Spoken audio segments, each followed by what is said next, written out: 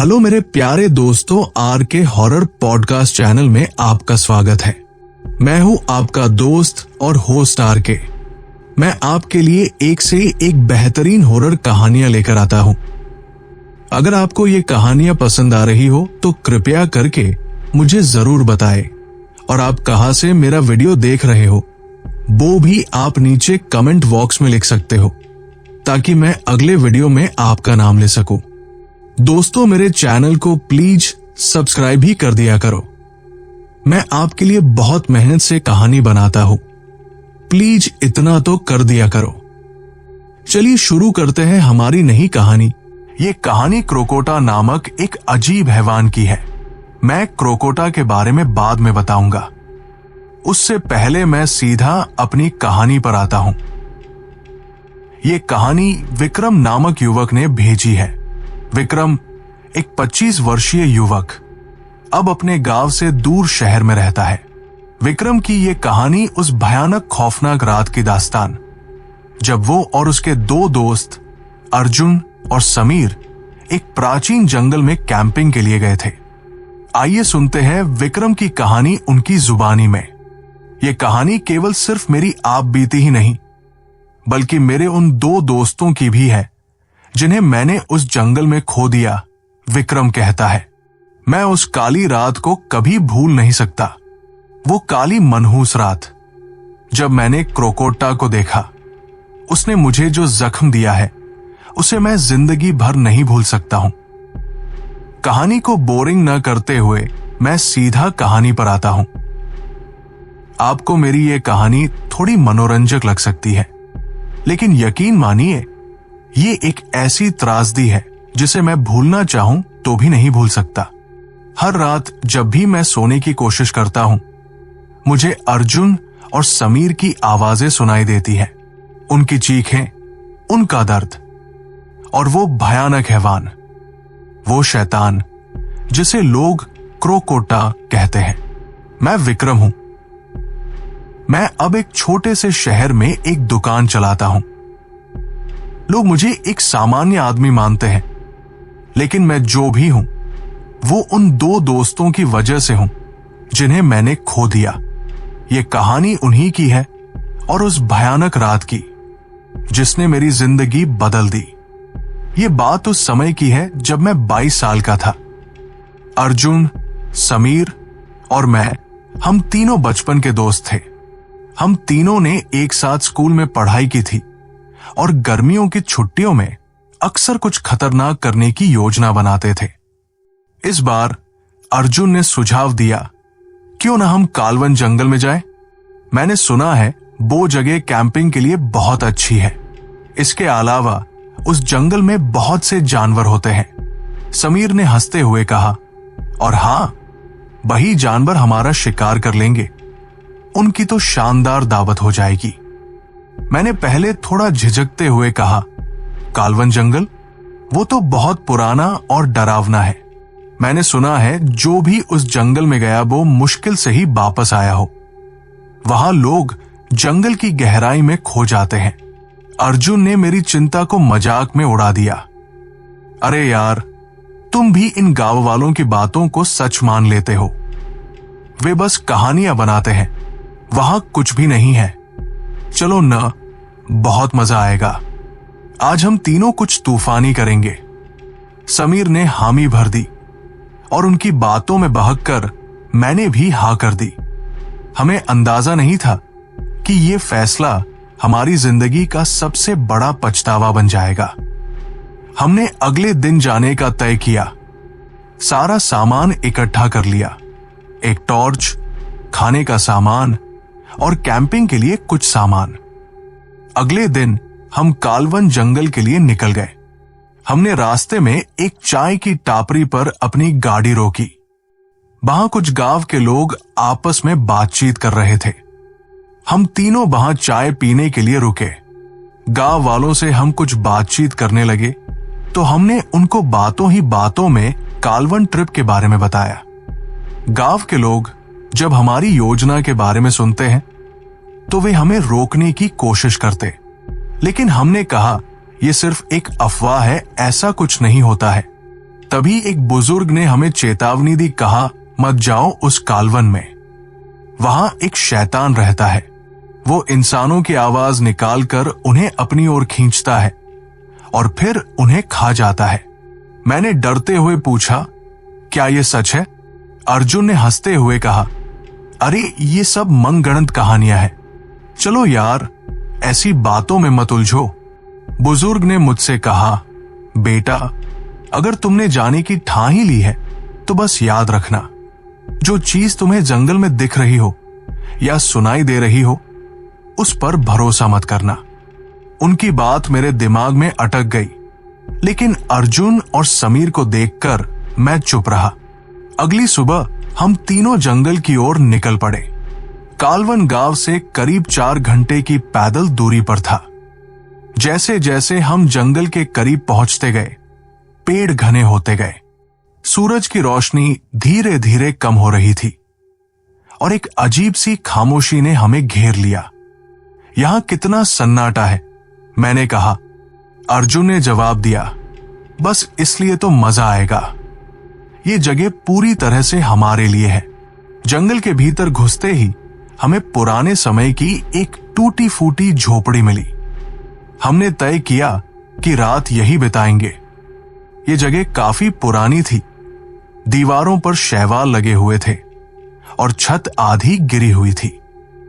हमने झोपड़ी के अंदर एक छोटी सी जगह साफ की और सामान रख दिया। अर्जुन और समीर बेहद उत्साहित थे। वे मस्ती कर रहे थे, लेकिन मेरे दिल में एक अजीब सा डर बैठ गया था। रात होते ही हमने खाना खाया और सोने की तैयारी की, लेकिन नींद आने से पहले ही बाहर से अजीब आवाजें आने लगी। मैंने फुसफुसाकर उन दोनों से धीमे से पूछा, क्या तुमने किस आवाज को सुना? क्या? अर्जुन ने पलटकर कहा। मैंने कहा, जैसे कि कोई चलने की आवाज, जैसे झाड़ियों में कुछ हिल रहा हो। समीर ने मजाक में कहा, यह तुम्हारी कोरी कल्पना है विक्रम, तुम बहुत डरपोक हो। लेकिन मैंने साफ साफ सुना था। बाहर कोई था। अर्जुन और समीर हंसते रहे, लेकिन मैं पूरी रात जागता रहा। मुझे ऐसा लगा जैसे कोई हमारी झोपड़ी के पास चक्कर लगा रहा है, लेकिन जब भी मैं खिड़की से झांकने की कोशिश करता, मुझे कुछ नहीं दिखता। ये हमारी यात्रा की शुरुआत थी। मैंने उस रात जो भी कुछ महसूस किया, वो मेरी कल्पना नहीं थी, लेकिन मैं तब इसे समझ नहीं पाया। अर्जुन और समीर के लिए यह बस एक रोमांच था, लेकिन मेरे लिए यह उस भयानक अनुभव की शुरुआत थी जिसे मैं कभी भूल नहीं सकता। उस रात मुझे अंदेशा हो गया था कि ये यात्रा हमें कहीं और ले जाने वाली है, एक ऐसे अंधेरे में जहां से मैं शायद ही लौट पाऊं। पहली रात कुछ अलग थी। जंगल के उस खौफनाक माहौल में एक अजीब सा सन्नाटा था, जैसे जंगल ने अपनी सांसें थाम ली हों। अर्जुन और समीर मुझ पर हंसते रहे कि मैं डरा हुआ हूं। शायद मैं सच में डर रहा था, लेकिन मेरे डर के पीछे कोई कारण था, कुछ ऐसा जो हमें दिखाई नहीं दे रहा था, पर महसूस जरूर हो रहा था। झोपड़ी में रात जैसे जैसे गहरी होती गई, बाहर की आवाजें तेज होने लगी। बाहर के वातावरण की डरावनी हवा झाड़ियों को झकझोर रही थी। झोपड़ी की लकड़ी की पुरानी दीवारें चरमराने लगी। अर्जुन ने कहा, क्या तुम सुन रहे हो? ये हवा है या कोई जानवर? समीर ने हंसते हुए कहा, भूत होगा, और खुद अपनी बात पर ठहाके मारने लगा। लेकिन मैंने महसूस किया कि अर्जुन भी थोड़ा बेचैन हो गया था। शायद वो भी समझ रहा था कि ये सिर्फ हवा नहीं है। आधी रात के करीब एक बेहद धीमी लेकिन स्पष्ट आवाज सुनाई दी। ये आवाज झोपड़ी के बाहर से आ रही थी। ये किसी इंसान की आवाज थी जो हमारे नाम ले रही थी। अर्जुन, विक्रम, समीर, हम तीनों के रोंगटे खड़े हो गए। अर्जुन ने मुझसे फुसफुसाकर कहा, यह कौन है? जंगल में इतनी रात को कौन आ सकता है? मैंने खिड़की से झांकने की कोशिश की, लेकिन अंधेरे में कुछ भी नजर नहीं आ रहा था। आवाज फिर से आई, इस बार और करीब से, अर्जुन बाहर आओ। इस बार ये आवाज अर्जुन की मां की तरह लग रही थी। अर्जुन का चेहरा एकदम पीला पड़ गया। उसने हड़बड़ाकर कहा, यह तो मेरी मां की आवाज है, वो यहां कैसे हो सकती है? मैंने उसे रोकने की कोशिश की। अर्जुन रुको, ये तुम्हारी मां नहीं हो सकती। उनको तो हम गांव में छोड़कर आए हैं ना। ये किसकी कोई चाल है? उस बुजुर्ग की बात क्या तुमने सुनी नहीं? लेकिन अर्जुन जिद पर अड़ गया। विक्रम, मैं अपनी मां की आवाज पहचानता हूं, वो मेरी मां ही है। समीर ने भी उसे समझाने की कोशिश की, लेकिन अर्जुन ने हमारी बात नहीं मानी। अर्जुन जैसे ही झोपड़ी का दरवाजा खोलकर बाहर गया, एक अजीब सी गंध हमारे नथुनों में भर गई। ये सड़े हुए मांस जैसी गंध थी। हमने अर्जुन को पुकारा, अर्जुन वापस आओ, लेकिन उसने कोई जवाब नहीं दिया। मैं और समीर उसके पीछे भागे। अंधेरे में अर्जुन एक पेड़ के पास खड़ा था। उसका चेहरा सफेद हो चुका था। उसकी निगाहें एक जगह ठहर गई, जैसे वो किसी चीज को देख रहा हो, लेकिन हमें नहीं बता पा रहा था कि क्या। अर्जुन, मैंने उसे कंधे से पकड़कर हिलाया। उसने धीमी आवाज में कहा, मां। मैंने ध्यान से देखा और पेड़ के पीछे से एक आकृति उभर रही थी। ये इंसान जैसी थी, लेकिन इसकी आंखें पूरी तरह लाल थी। चेहरा ऐसा था मानो इंसान और जानवर के बीच का कोई अजीब सा मेल हो। उसका आधा शरीर इंसान का था, आधा जानवर का। समीर ने डरते हुए कहा, यह क्या है? उस आकृति ने धीरे धीरे अपनी शक्ल बदलनी शुरू कर दी और फिर वो असली रूप में आ गया। वो क्रोकोट्टा था। उसका आधा शरीर इंसान का था, आधा कुत्ते का था। उसके दांत बड़े बड़े थे। उसके दांतों से खून निकल रहा था। उसके शरीर पर लंबे लंबे घने बाल थे। उसकी आंखें इतनी खौफनाक लग रही थी जैसे वो हमारे खून की प्यासी थी। वो अजीब सी आवाज में घुर्रा रहा था। उसके लंबे नुकीले दांत चमक रहे थे। उसकी आंखें किसी शिकारी की तरह सीधे अर्जुन पर टिकी थी। इससे पहले कि हम कुछ समझ पाते, उसने एक छलांग लगाई और अर्जुन पर टूट पड़ा। अर्जुन चिल्लाया, बचाओ! लेकिन वो चीख इतनी भयानक थी कि मेरी टांगे जैसे जम गई। क्रोकोट्टा ने अर्जुन को अपने पंजों से पकड़ लिया और उसे जंगल के घने अंधेरे में खींचने लगा और उसे खींचकर अपने साथ छलांग लगाता हुआ लेकर भाग गया। मैं और समीर कुछ नहीं कर पाए। हम डर के मारे पत्थर की तरह जमे हुए थे।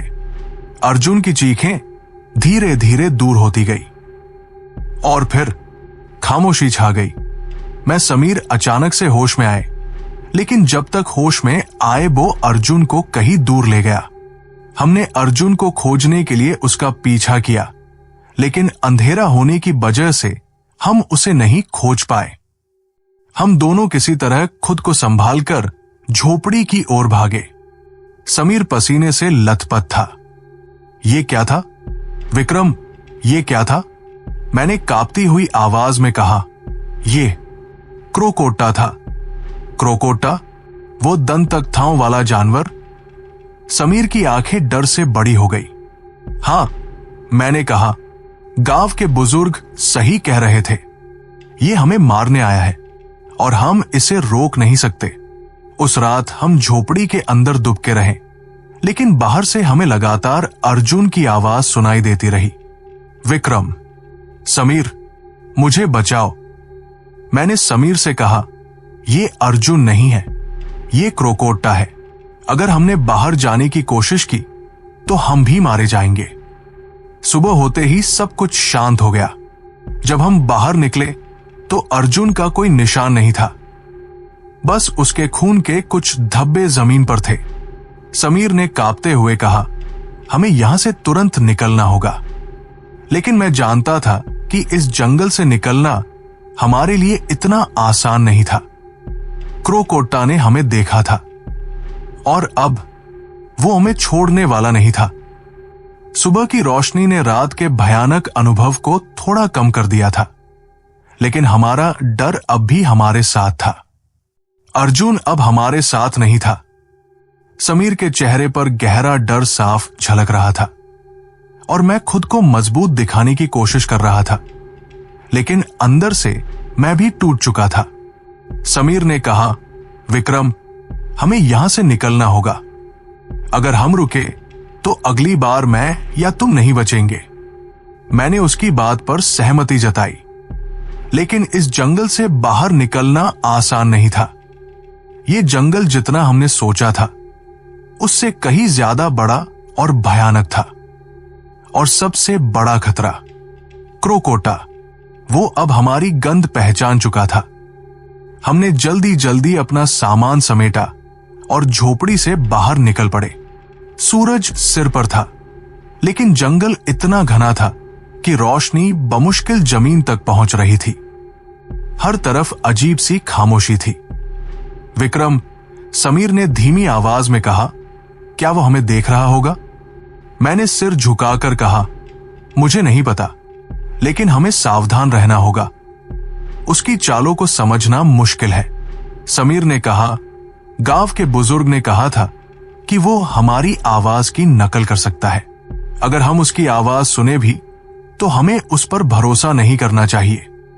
हम एक कच्चे रास्ते पर चल रहे थे, लेकिन मेरे अंदर एक अजीब सी बेचैनी थी।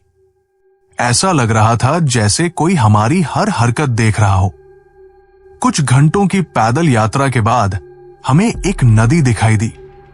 ये नदी हमारे गांव की ओर जाने वाले रास्ते का हिस्सा थी। हम दोनों ने राहत की सांस ली। ये नदी गांव की तरफ जाती है। समीर ने उत्साह में कहा, हम सही रास्ते पर हैं। लेकिन तभी समीर, विक्रम, ये आवाज अर्जुन की थी। हम दोनों उस जगह पर रुक गए। विक्रम, क्या तुमने सुना? समीर ने मुझसे पूछा।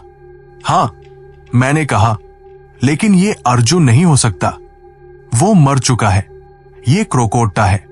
समीर ने दहशत में चारों तरफ देखने की कोशिश की। लेकिन अगर ये अर्जुन है, अगर वो जिंदा है और शायद मदद के लिए पुकार रहा हो, हमें उसकी मदद करनी चाहिए। हम उसे यहां नहीं छोड़ सकते। नहीं समीर, ये उसकी चाल है। मैंने उसे बहुत समझाने की कोशिश की, लेकिन वो मेरी बात मानने को तैयार नहीं था। समीर ने आवाज की दिशा में भागना शुरू कर दिया। मैं उसे रोकने के लिए चिल्लाया, समीर, रुको। ये उसकी जाल है। वो हमें अपने जाल में फंसाकर मारना छठा है। लेकिन समीर नहीं रुका। उसने मेरी बात को अनसुना कर दिया। मैं भी उसके पीछे भागा, लेकिन समीर बहुत आगे निकल चुका था। उसने पेड़ों के बीच एक जगह पहुंचकर अचानक रुकने की कोशिश की। मैं जब उसके करीब पहुंचा तो मैंने देखा कि उसके सामने वही भयानक आकृति खड़ी थी। ये क्रोकोट्टा था। क्रोकोट्टा ने समीर को देखा और उसकी आंखों में डर जैसा कुछ भी नहीं था। उसकी लाल आंखें सीधे समीर पर टिकी थी। समीर, भागो, मैंने जोर से चिल्लाकर कहा, लेकिन समीर जैसे वहां पर बर्फ की तरह जम चुका था। वो अपनी जगह से हिल भी नहीं सका। क्रोकोट्टा ने एक छलांग लगाई और समीर पर हमला कर दिया। उसकी चीख जंगल में गूंज उठी। मैं वही पत्थर की तरह खड़ा था, कुछ नहीं कर सका।